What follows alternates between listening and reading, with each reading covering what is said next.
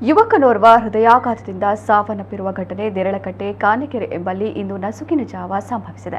ದೇರಳಕಟ್ಟೆ ಕಾನೆಕೆರೆ ನಿವಾಸಿ ಶಿವಾನಂದ ರೆಡ್ಡಿ ಎಂಬುವರ ಪುತ್ರ 25 ವರ್ಷದ ವಿನಯ್ ಕುಮಾರ್ ಹೃದಯಾಘಾತಕ್ಕೀಡಾಗಿ ಸಾವನ್ನಪ್ಪಿದವರು.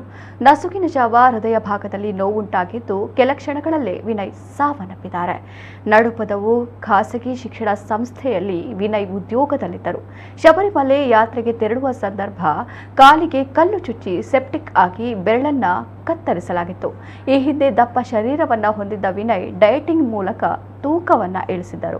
ದೇರಳಕಟ್ಟೆ ಅಯ್ಯಪ್ಪ ದೇವಸ್ಥಾನದಲ್ಲಿ ತನ್ನನ್ನು ಸಕ್ರಿಯವಾಗಿ ವಿನಯ್ ತೊಡಗಿಸಿಕೊಂಡಿದ್ದರು. ತಂದೆ ಶಿವಾನಂದ ರೆಡ್ಡಿ ಅವರು ಭಜನಾ ಸಂಕೀರ್ತನೆಯಲ್ಲಿ ಸಕ್ರಿಯ ಹಾರ್ಮೋನಿಯಂ ವಾದಕರಾಗಿದ್ದು ಉಚಿತವಾಗಿ ಮಕ್ಕಳಿಗೆ ಹಾರ್ಮೋನಿಯಂ ಕಲಿಸಿಕೊಡುವ ಮೂಲಕ ಮಾದರಿಯಾಗಿದ್ದಾರೆ.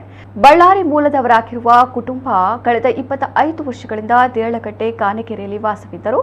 ಮೃತ ವಿನಯ್ ತಂದೆ ತಾಯಿ ಹಾಗೂ ಇಬ್ಬರು ಸಹೋದರಿಯರನ್ನ ಅಗಲಿದ್ದಾರೆ.